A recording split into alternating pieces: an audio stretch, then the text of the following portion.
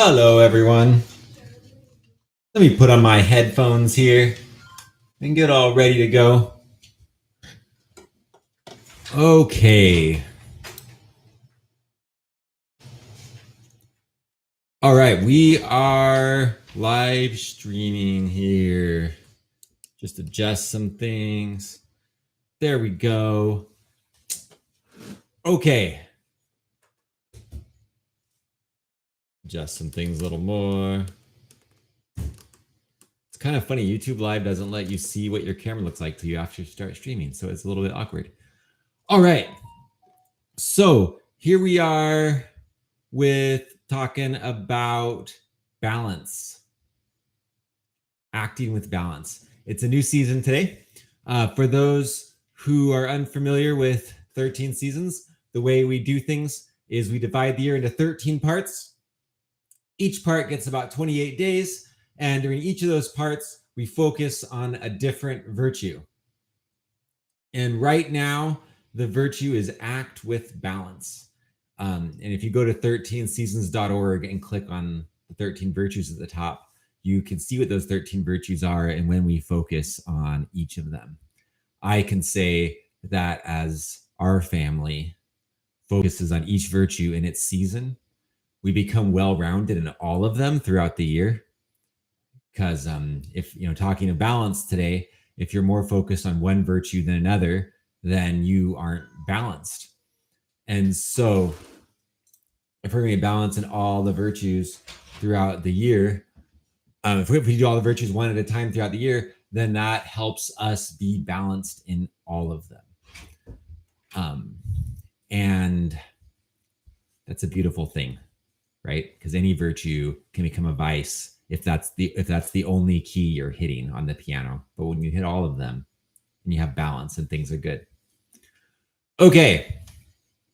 So to kick the everyone know that in the chat, you're welcome. I'm watching the chat, and so feel free to make any comments or questions in the chat, and I will respond to anything anyone says there. Today I'll also be posting a few things in the chat that are important. Let's see here. So first off, the image for this live stream has some dancer people on it, and it says dance through life with balance and grace. The 6 virtues of this season are all about balance. They're all about movement, and they're all about action. And they build off of the last season really well. We just finished doing the emotion season, and I personally had some really beautiful experiences during that season. It got a little intense sometimes, digging deep into emotions, but it was a time because when I could, uniquely focus on that and take care of a lot of emotion processing and heal a lot of trauma in myself. Wasn't always comfortable, but it was good. And there was one day, it was actually just this last Thursday, when I was feeling, no, it was Monday. I'm sorry, it was a Monday. When I was feeling my trauma and my feelings were particularly brought up for me. I was grateful. Someone texted me in the morning and started talking to me about some things and a text conversation. And this text conversation started bringing up lots of hard feelings I didn't know I didn't quite realize I have. And I could have been frustrated. I could have been like, I'm so mad that text conversation brought that up. But I was grateful. I was grateful that I could text in the morning and bring up some feelings so I could take care of them. And for the first part of the day, I was really unproductive. I had planned to do a bunch of work, but I was just too frustrated with everything to get anything done. And I decided to actually, this might not have been Monday. I said this was Monday. This was some day. I don't remember which day this was, guys. It's all blur. But I decided to process my feelings and reach out to help for other people. And I was working through my feelings. And then my son started playing some music that was amazing. And this music was just what I needed that day. I want to play this music for you, but I can't, because if I play it for you, this video will get copyright infringement strikes against it. So I can't play it for you. So what I'm going to do is I'm going to post the link to the song in the chat so that you can listen to it on your own screen and click on listen to it. So give me one sec and I'm going to bring it up. This is music from a video game, actually. The game is Splatoon 3, and our son is very, very, very into this game right now, and he plays this game a lot. Let me get the right version of it. Do this one. Okay, here it comes. Now I'm gonna play it on my end. You all can play it on your end. And I encourage you to, I'm going to dance to the song. So I'm going to be playing, you won't be able to hear, it's going to be so silly, but I'm going to dance to the song while I'm playing with my headphones on. And I encourage you to play it too and dance to it. This song saved my mental health that day. So go ahead and play it and just dance to it and have a good time. And when the song's done, I'm going to do it too. And when it's done, I'll get back on and start talking. So I'm going to give it a sec for y'all to click on the link and push play.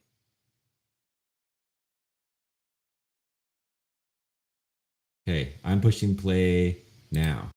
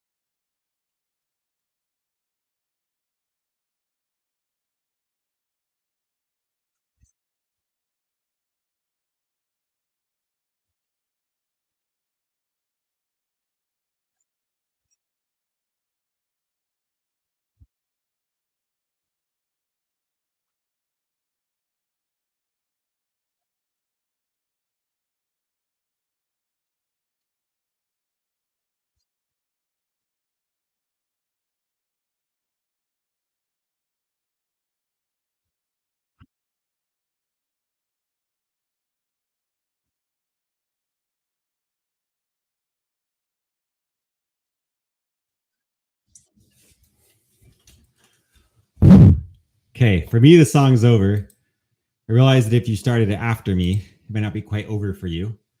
I'm going to start talking, and you can come back, and hopefully that'll work out okay. If you missed a little bit of what I said, it's okay, because dancing's that important. I've talked in a few different forums on the 13 Seasons channel about how dancing is really therapeutic, right? Tribal cultures are really good about doing like drum or dance or other music and rhythm activities, usually like once a week or so. And that rhythm is really good for our bodies to create regulation. So, which is like huge for our emotional well-being. Really, really huge. That day when I was feeling like this huge mental health challenge, my son started playing this music, and I was like in my room trying to work and just not feeling like I could. And I heard the music, and I went out, I started dancing to it with him. And there was something about the communalness, right? I felt connected with him. I felt like I belonged with him. And as I danced to it with him, it like totally was really healing. I think there's also an element of when you get lost in the rhythm and in the dancing and things, it just helps you live be in the present. It's easier to not really think about anything and just be. And that's really healing. That's really powerful. So it was a great experience. And it was a great thing to do during the emotion season, to dance through that and have that experience. It was also a really, really, really, really, really wonderful reminder of the power of different kinds of music to do different things for our bodies.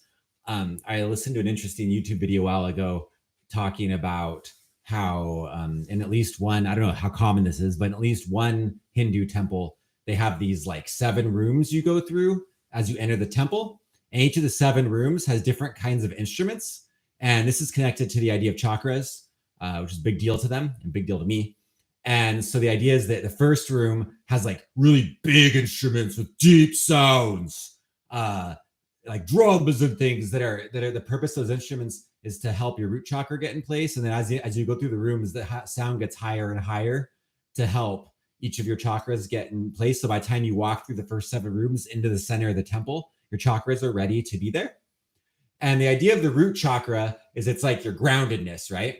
And this guru in this video said that a lot of rock and heavy metal music today has the same kinds of sounds as that first room in the Hindu temples, and that this rock and heavy music is really good for grounding us, right? Helps us feel grounded in this earth, to know we're alive, to not feel like we're just kind of lost and confused, but we're like centered and grounded in our root chakras. And I really felt that with this music, right? Splatoon music is really interesting. They're blending modern pop music with ancient Japanese traditions. It's really pretty sophisticated music. They put a lot of work into it for the game. And this particular, but one thing I like about the music is it has some of the instruments and rhythms and things of some of your rock or heavy metal music, but it's like with like gibberish chipmunk singing kind of, and it's like fun at the same time. And so I feel like it like can ground me like a lot of that music can, without any of the negativity that some of that music sometimes has. So it helps like ground you while also just have a lot of fun at the same time. And I just love that. So I'm a big fan of the Splatoon soundtrack. It's become my mental health soundtrack over the last couple weeks. Our family's mental health soundtrack. Every couple of days, we just play Splatoon music and dance as a family, and it's pretty great. Now, I've been talking about emotions, moving out of the emotion season, but now let's move into the act with balance season. Now, the emotion season was a very inward season, right? Dealing with our the motion inside of us, right? Emotion is energy in motion. Emotions are energy inside of us moving. But the act with balance season is about outward movements, about like actual bodies moving, right? So if you were watching me dance, but chose not to play the music, then I probably looked really silly because I'm like going like this without any music. And that's kind of that's a good illustration of how the emotion season, the act with balance season work together, right? The music is you might compare it to the emotions inside of us that like fuel, they give it like the energy inside of us that pushes that kind of that we dance to, and our dance movements are like the movements of this season that we're actually doing. So like dancing is like the physical movements, and the music that energizes the dance is kind of like our emotions inside of us, which is kind of interesting. And these two seasons work together really powerfully, right? Our actions are really influenced by our emotions. And our emotions can really motivate our actions a lot of ways. But the cool thing about it is it goes the other way too, right? Our actions can have influence on our emotions as well. But emotion and action follow a different set of principles. Okay, we talked about the 6 principles last time of emotion, and I think I remember I specifically said last season that if you try to control your emotions like your actions, you'll get in trouble, right? So if you're feeling something, you just say, "Stop feeling that." It won't work. You have to feel it all the way through and work out the energy, right? Because emotions are like an energy that's built up, and you can't just stop it instantly. There's no way to just stop that energy. The energy has to work itself out. But actions are a little bit different. Now, when your actions are really emotionally charged, it can be very challenging to feel like you control your actions, but you can, right? You can just choose to do or not do something. You can't really choose to feel or not feel something. Feelings just kind of come and go like the seasons, and you got to kind of run with them and use the 5 principles we talked about last season to work with them. But actions are different. Actions, you can just choose to do it or not. And it's important that we govern our actions with boundaries, right? If we just go free reign, we go, I'm just going to do whatever I want, whenever I want with my actions, then we're going to hurt ourselves and others. And here we're tying back to the agency season, right? Our use of agency, our choices affects other people is connected to that. So we don't want to just have free reign. It's not good to be like, whatever I do is fine. It's not a good way to go through life. We want to have balance around our actions, right? We want our actions to be balanced. And you can imagine it like a sphere or like a bubble. And you say, you know what? Any actions I do within the range of this sphere are great. But I'm going to put a bubble around my action and say, just make the choice that I'm not going to exceed beyond the bounds of this bubble. And you just make that choice and you keep your actions in those bounds, right? And you put boundaries on your own actions. Some people might use words for these boundaries, like if in a religious context, like commandments, right? Or like laws, right? It can be like a way we can describe these boundaries we set for ourselves. But the boundaries are designed to create balance, okay? And that balance is really, really important. The goal is to avoid harmful and unhealthy extremes. Another thing about this is that when we're setting these boundaries for ourselves, is that the boundaries can change based on the context, right? And now we're connecting to the communication season. One of the virtues of communication season was context, right? We talked about how it's important to be honest, but to temper your honesty with context. That in certain situations, there might be things you could say that would be honest, but might not be really appropriate for that situation. Well, that same principle of context tempers the principles of this season. That,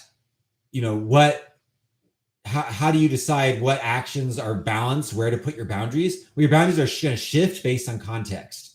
The boundaries that are best for you when you're at home might be different than the boundaries that are best for yourself when you're at work.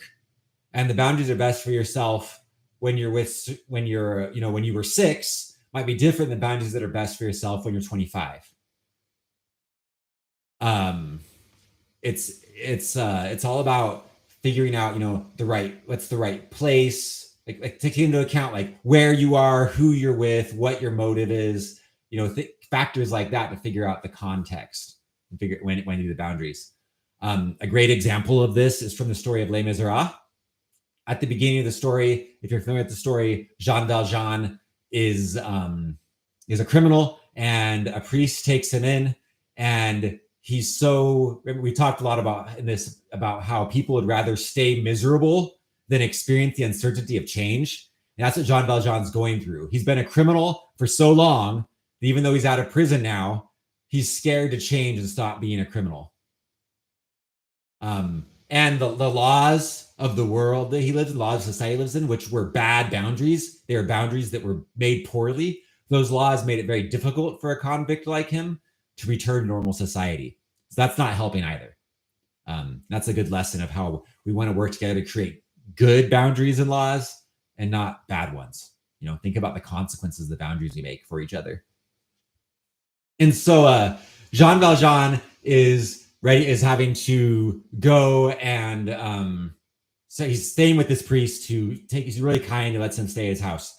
And in the middle of the night, Jean Valjean steals the priest's silver plates. He has these nice silver plates, and he steals them because he can make some money by selling them. And then the police catch him and bring him back. And the police say, "Hey, this guy stole your stuff."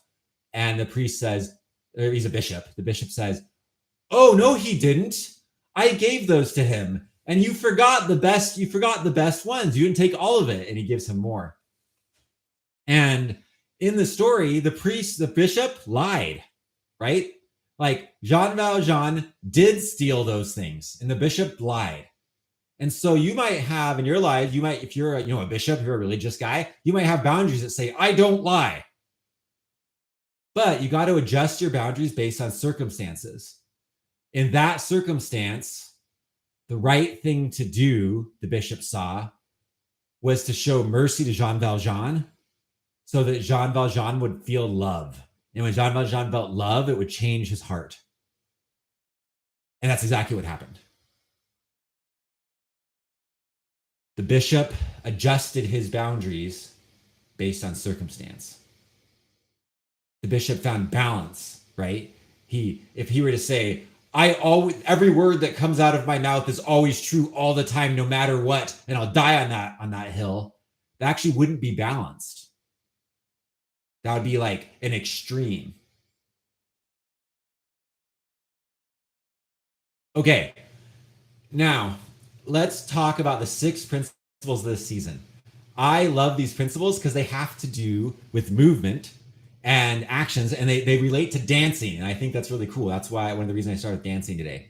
So if you have a body, like I have a body right now, and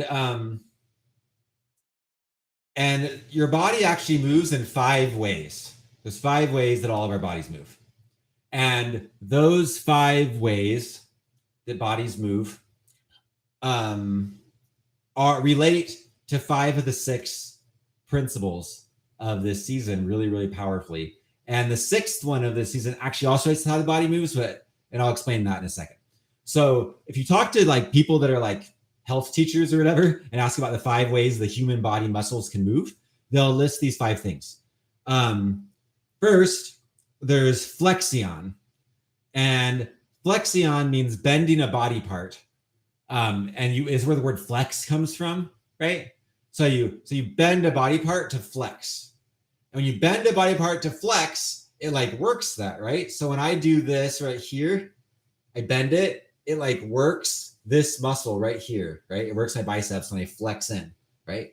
And this flexion, we're going to compare this to working hard, okay? So one of the boundaries we have, one of the principles we use to create boundaries is working hard, putting a lot of energy into flexing things and working really hard.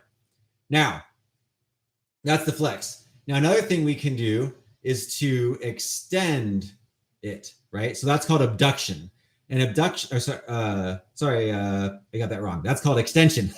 So extension is when you like go like this. Now, when I go like this, though, and I extend here, this part is now resting. It helps this part rest, but it actually makes this part work. So your muscles work the other way. When one muscle's working, another muscle's resting. So we have this flexing action we do where we work hard, And then we have this rest and renew action we do where we relax. And that is huge. And notice that they work together, right? One part's working, other part's resting. So you can say to yourself, am I working too hard? Am I resting too much? You gotta have a balance of the both in your life.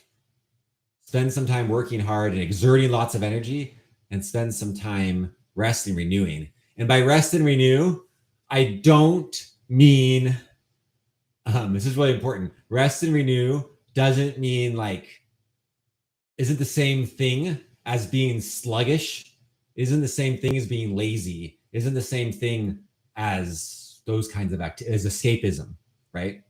So if you feel sluggish and lazy, you're not resting, renewing, because you don't go away feeling renewed, right? So I can't tell you what rest renewing is to you, but if you do an activity, when you're done, you feel ready to work again, you feel renewed, you feel full of energy because you rested, that's a rest renew activity. If you do something that leaves you then feeling, that's not a rest renew activity. That's sluggishness, or might be a form of escapism, right? Escapism and sluggishness are not rest and renewing. Those are different. So you want to work hard or rest and renew. We have a balance between those two in our lives. And everyone's balance can look different, and different phases of life can look different, but you want to be doing both. And one of the things that can help with this is if people look out for each other. So sometimes there's work that needs doing, and if everyone rests and renews at the same time, the work won't get done. But if we work together like our muscles, well, one person's working, another person rests, that person works, the other person rests. That's a way that we can create balance. We can also do that with different parts of our brain. I have a friend who is a lawyer, and he said that when he was studying for the bar exam, he got some really good advice. And the advice was, a change is as good as a rest. So sometimes we rest and renew one part of our brains and our bodies by working another part, right? I do this when I exercise. I don't have a lot of time to exercise in the morning. I only get 20 minutes. So what I'll do is I'll work one muscle really hard, and then I'll rest that muscle by working a different muscle. Then go back to the original muscle. So by resting, I might do push-ups, and then after getting push-ups, on my rest time, I run in place. So while I'm working my arms get to rest while I'm working my legs. Then after running in place a while, I do push-ups again and let my legs rest. Okay. So, and I go with my brain too, right? I might choose to draw and be artistic for a little while, and that works one part of my brain. And then I stop that and I rest that part of my brain by going and doing some math. And then the math gets a lot. Maybe after 45 minutes, I'm like, that's all the math I can do right now. And then maybe I turn around and I read a book, right? So I let the math part of my brain rest and go engage in the book reading part. Then maybe after 45 minutes of that, I let the book reading part of my brain rest, and I go work another part of my brain. So one way to balance this is you let the different parts have their turn. And that can be a way to balance working with rest renewing too. Another thing can just be having time you set aside when you do rest renewing activities. There might be one day a week that you set as your rest day. And during that day, you think about all the things, all the parts of your life that are getting worked really hard the rest of the week, and give those things a rest for one day. Maybe all week long, you're always around other people all the time, and it gets a little socially exhausting. So on your rest day, you just spend time by yourself. Maybe you spend all week, on screens a lot. And then on your rest day, you take time off screens. Maybe you spend all week working for money, and your rest day, you don't do money work, right? So your rest day, you do things different in the other days, and get some rest and renew yourself. There's a lot of good research on the importance of having a rest day. It's really powerful. Some people like to do, our family's been trying to get into this habit of doing work and rest days around the moon. Pick one phase of the moon, maybe the full moon, and call that a work day, and work your butt off that day. And then maybe on the new moon, call it a rest day, and don't work much at all that day. Maybe if you have enough days at work, you can take a mental health day every new moon or something like that. I don't know. Just depends on your circumstance. But find ways to set boundaries in your life. We create balance through boundaries. Set boundaries in your life to create a balance between work and rest. And just be true to your boundaries. Say, this is my boundary, and just be true to it. Another part of our lives, so that's two of the principles, right? So we have the flexion or the flex and the rest, the extension of the rest. Now, another thing is adduction versus abduction. So at the body, adduction means a body part moving inwards towards the middle of your body, and abduction means the body part moving outward from your body, right? So go inward, go outward. And you can actually feel this virtue in your body when you do it. Like with me right now, if you go like this, just notice the feelings that creates in your body. Going inward. And go like this, and notice the feelings that creates in your body.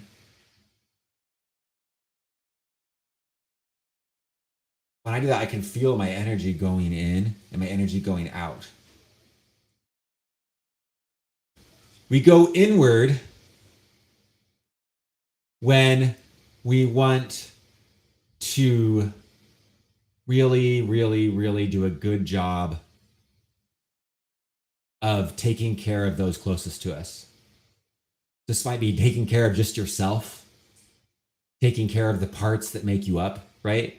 Taking care of the different parts of your body, taking care of the different parts of your spirit, right? That's like the chakra idea, taking care of different parts of your chakras, or like different parts of your spirit or energy.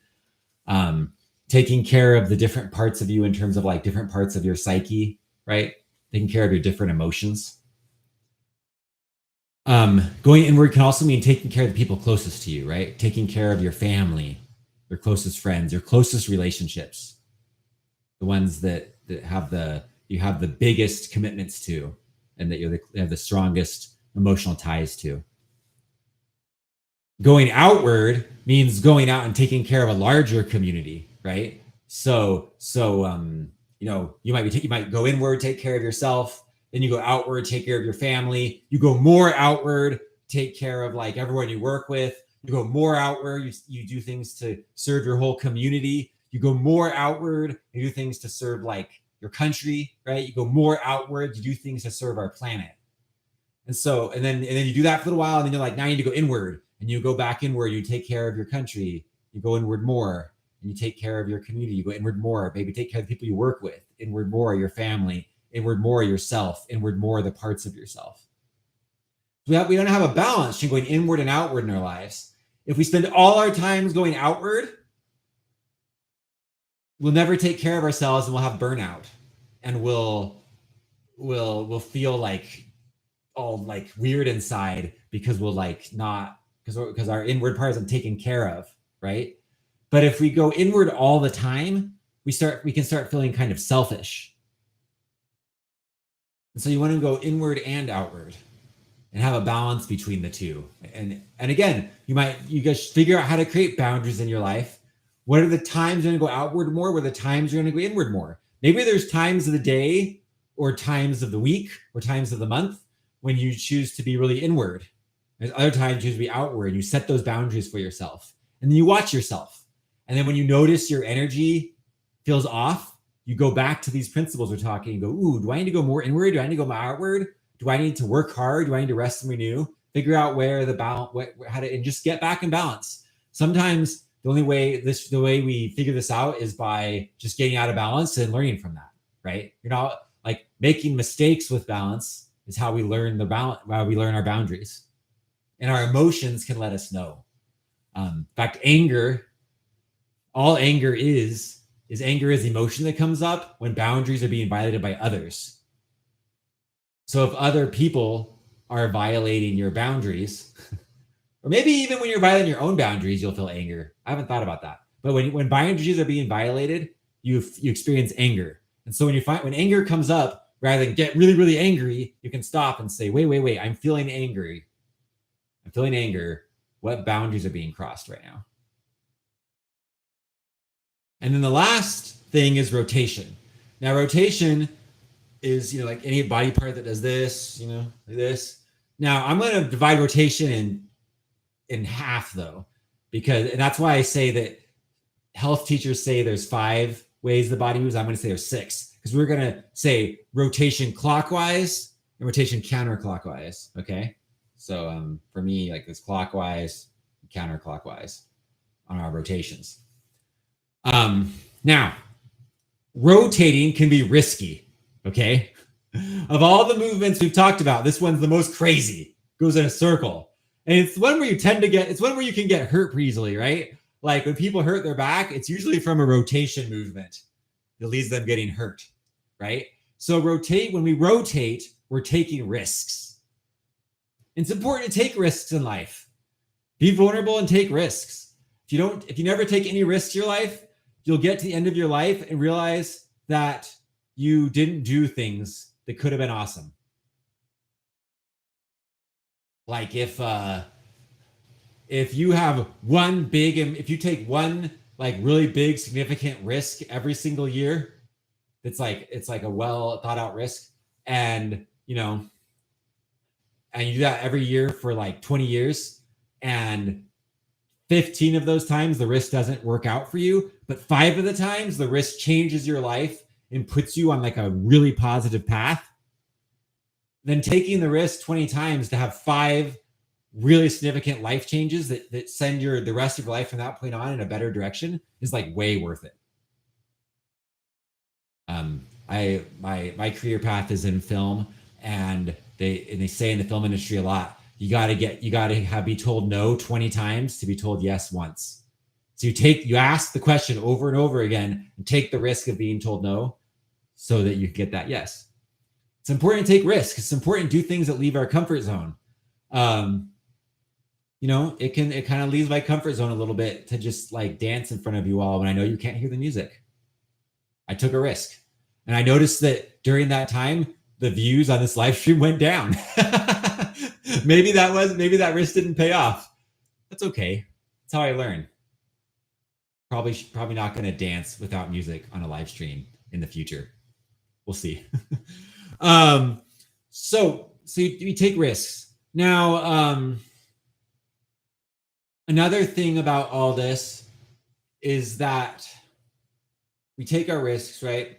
We also play it safe though. So like you can think of it like rotating one way is taking a risk and you get all wound up. And sometimes you got to play it safe. You wind backwards and wind back to a safe place.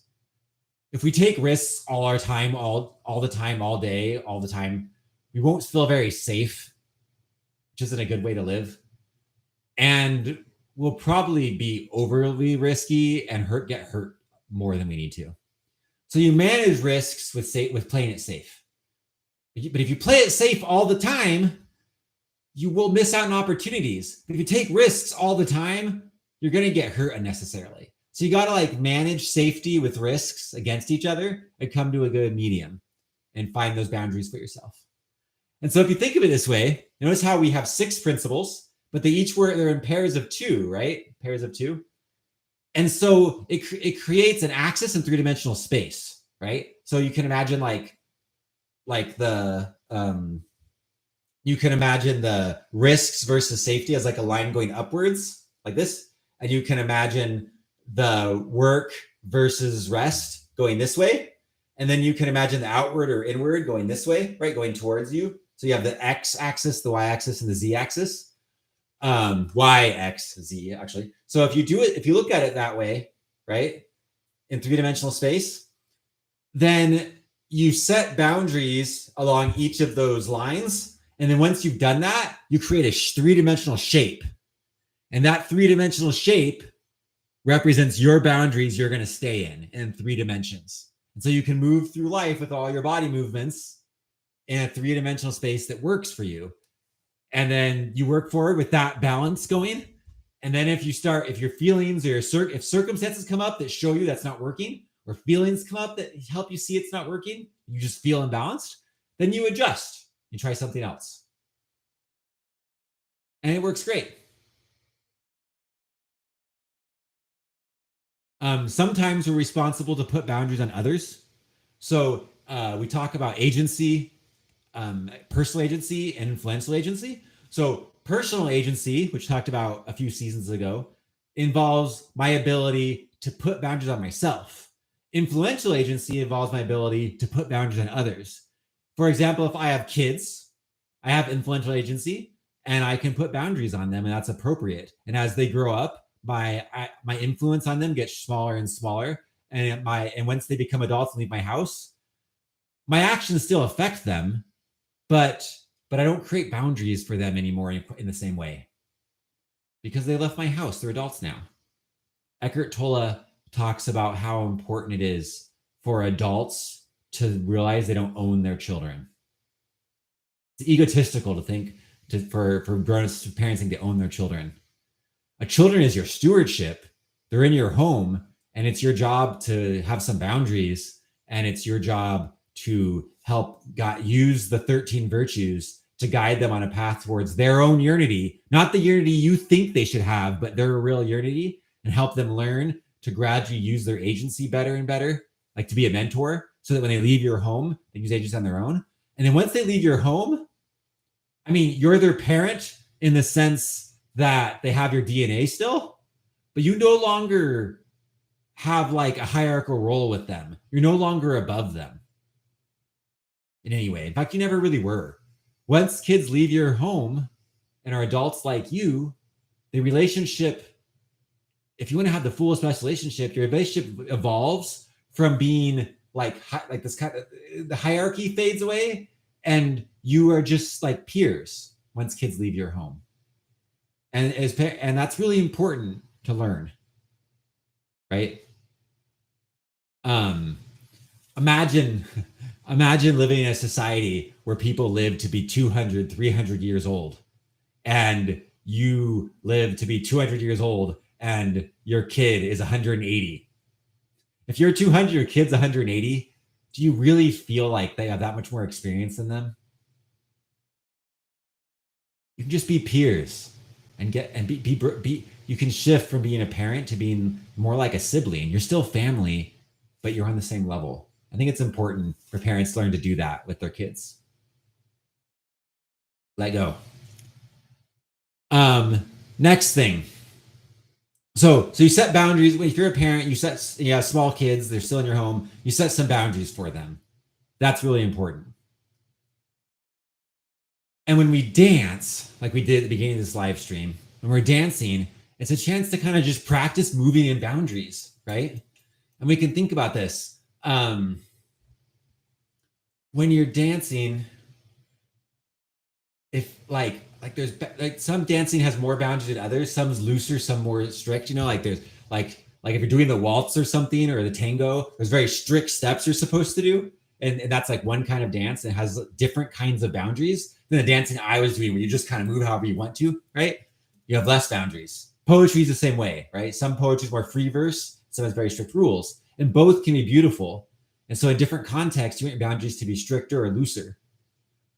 And so as we study the arts and we study physics, we can learn so much about how boundaries work. Look at music, right?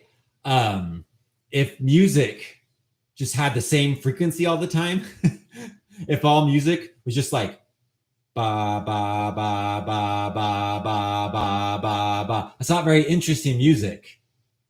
And that's kind of like if you just work all the time and don't rest, or if you just play it safe all the time and don't take risks, right? But music but if music goes ba ba ba ba ba ba ba, now you're starting to get like a song, a melody, right? And then the music gets more interesting, right? And so as we fluctuate within boundaries, we fluctuate back and forth between working and resting, between playing it safe and taking risks, between going outward and inward. Then that's more interesting. Our life becomes a song. Okay, it's a song. And dance is the same way, right? There's like movements to the dance, and there's boundaries you go within, and you go out and you go in and you move and you turn, and the different movements make it interesting. So we dance and sing our ways through life, going faster and slower, and different rhythms and different frequencies and different intensities. That makes it interesting, right? Different colors are just different frequencies of light. Red is a low frequency and purple is a high frequency. If everything's the same color, it's not as interesting as different colors. Different frequencies is good. And having some boundaries, though, if it's just chaotic, then that's not good either, right? It's too much risk. Um, the things that make us up, the very like atoms that make up our bodies, are little pockets of energy that stay within a certain sphere. The laws of physics, which are boundaries,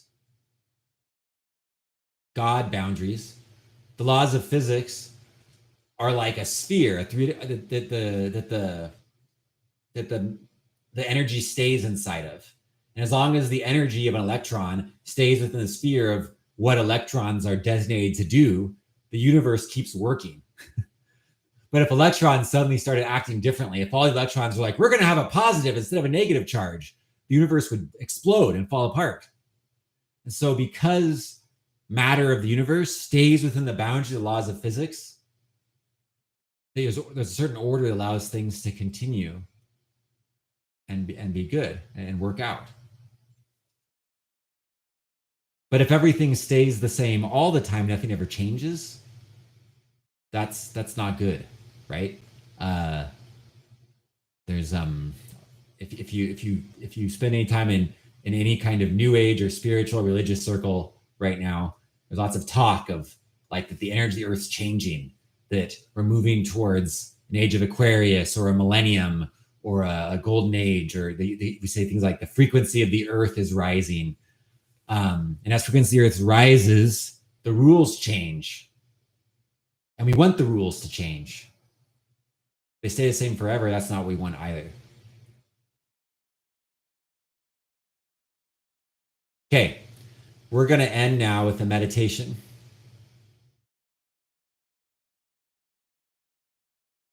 And we're going to meditate in a way that's going to help us apply these principles. Look, a cat. I love my cat. Good cat. It's hard to set boundaries for her. She has her own boundaries because she's a cat. Okay, so follow along with me in this meditation, please.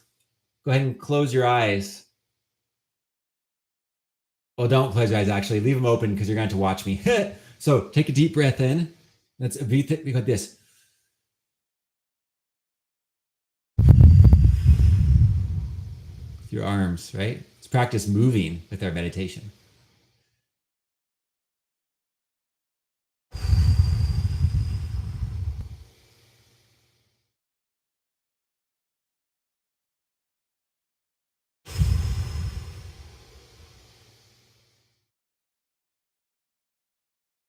Put our hands on our hearts. Now close our eyes. Become aware of energy inside yourself.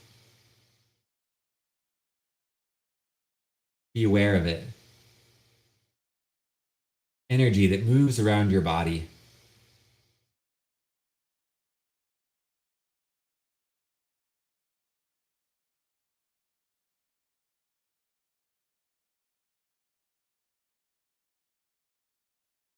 Sometimes this energy, it's good for it to rest. Ask the energy to rest now. See what it feels like when this energy is resting.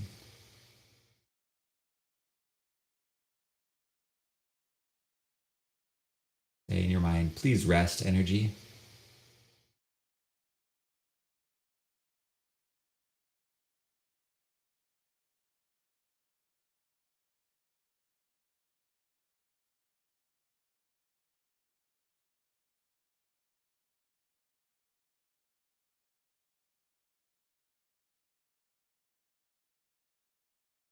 Now ask the energy to work. Say, energy, get to work. Raise your frequency. And watch what that feels like when the energy in you is working.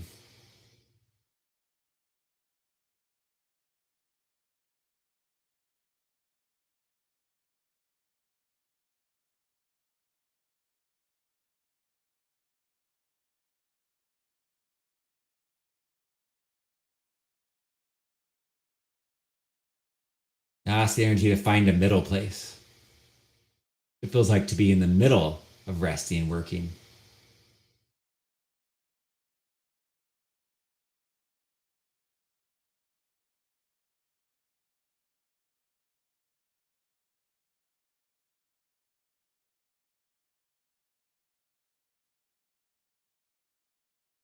Now, ask the energy, will you help me today?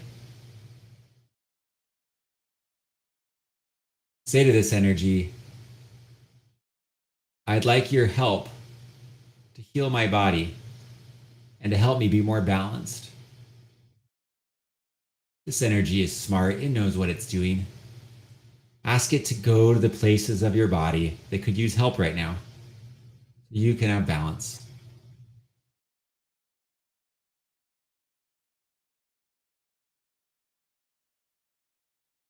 Just let it do its own thing. This energy is intelligent. It knows where to go.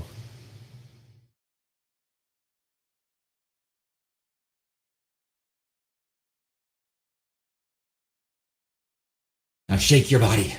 You can open your eyes now and shake, shake, shake, shake, shake. And as you shake your body, it helps the energy settle to its best place. And it helps you just let go of anything that's not good for you. Shake your body. Take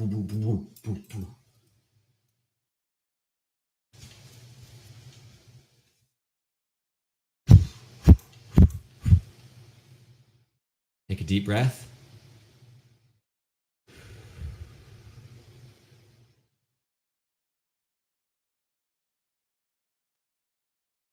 And ask yourself, ask your deepest self. Because my friend taught me a word this week, entheos. It's the root of enthusiasm. And entheos is a Greek word that means God in you. Sometimes we spend our whole lives trying to find God or trying to find ourselves. And that doesn't make any sense because you don't go finding yourself or finding God. You are yourself. God's in you. So just don't look, just stop and look inside yourself. And there you are, and there's God.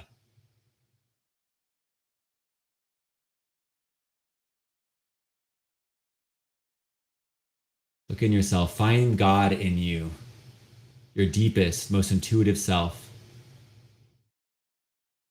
and ask yourself, how can I be more balanced?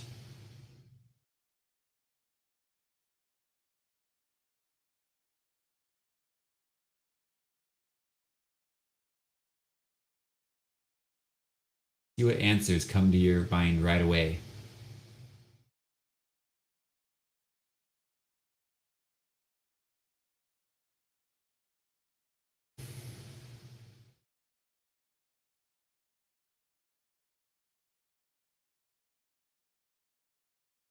And write those answers down somewhere so you don't forget them. The closest writing thing I have is a phone right here. Just on me right now. It's just where I'm at right now. So I'm going to write a message. I'm just going to write an email to myself, and I'm going to write down what I felt.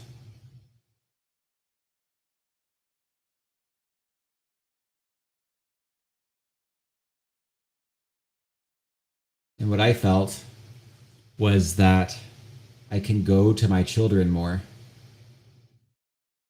Talk about going outward, right? I think that in my case, sometimes I'm feeling I go inwards sometimes at times when I actually could go slightly more outward and go to my children more. Or maybe I'm going so outward that I'm taking care of all sorts of people outside my home. I need to go inward to my children more. So I guess the thing is that sometimes you go outward, sometimes you go inward, sometimes you go to a destination. I think in my case, the destination is my children. So I need to make time to take care of a bigger community. That's important in my life. I need to make time to take care of myself.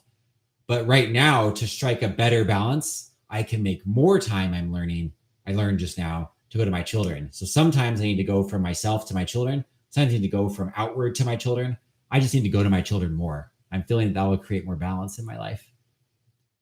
So I commit now that over the course of this season, I'm going to practice balance by just noticing times when I might be like, I think, when I can just take the initiative to go to my children instead of them always having to come to me so much. I'm going to see how that creates balance for me. For you, if you listen to your deepest self, you're going to get your own unique answer. For you, you may have children, and maybe for you, going to your children, you're actually going to your children too much, and it's time for you to step back a little bit and go take care of yourself more, or take care of someone else more. Maybe your children need some more space. I don't know. Don't just because I said what I felt balance for me doesn't mean that's balance for you. So listen to yourself. Discover the balance that fulfills your yearnity. And you see how these virtues are working together? At the beginning of the year, we talked about fulfilling unity and how the point of everything we do can be becoming our most magnificent selves, being pulled towards our potential. Well, that becomes the measuring stick for all the other virtues, right? Then we know, when am I in balance? I'm in balance when my yearning is being fulfilled, right? What emotions do I want to let go of? Well, the ones that aren't helping me fulfill my yearning, right? How do I know where to heal? I heal wherever I need to get to be whole so I can fulfill my yearning. How do I know if I'm communicating effectively? I communicate effectively when yearning is being fulfilled through my communication. How do I know how to use my agency? I use my agency well, but I use my agency in a way that fulfills yearning. See, the yearning becomes the measuring stick for all the rest, and then all the rest influence each other, right? Like, I use my agency to set boundaries, and I use my agency to stay within them. I use my agency to process my emotions. As I process my emotions, it puts me in a regulated state where I can wisely set good boundaries, and it helps me stay in those boundaries because I'm not like being like, oh, when I'm like, oh, that can be really, when I'm really, if I set a boundary that I'm not going to eat after dinner, right? Because then that's not good for me. If I'm feeling really stressed out at night, I just want some chocolate, and that's going to cross my personal boundary. Well, rather than eat the chocolate, I can process my emotion. That's going to help me stay in my boundary, and staying in my boundary is going to help with my emotions. If I set when I set certain boundaries, I stay within them. It influences my thoughts and my body in ways that does affect my emotions. If I stay in my boundary to get 8 hours of sleep at night, that helps me be more emotionally regulated. And so you can start to see. I could keep talking about this. But you can start to see how we're 6 seasons in, and these 6 seasons have 6 virtues that are constantly influencing each other. And we want to be balanced in all of those. And then that's amazing. All right, that's all for today. I pray for your success as you apply what you learned today, as you set boundaries and stay in them. During this season, in the next 28 days, I know that you are going to have experiences that are going to push your boundary setting skills. You're going to have experiences that are going to be like resistance. They resist like weights, right? You're going to have experiences that are going to make it feel like it's like where you really have to apply boundaries really well to be successful in those experiences. And that's going to be like lifting weights to build your boundaries muscles, so that you can have a good balance. And that's good to build those muscles. And so as resistance comes to you this season, every season, I know that in my life, experiences come up there that like make it harder to do the thing of that season. And that's because I need that resistance to grow in that. So you're going to have lots of experience this season where you're going to be like, it might be hard to have balance. and you're going to feel your boundaries pushed, and you're going to start like you're going to feel like imbalanced a lot. It's going to happen a lot this season because that's the resistance you need to learn these skills. So I wish you the best at that. And I promise you my energy, the energy of who I am, to help you with that. And I ask for your energy to help me. Enjoy your best self this season and every season.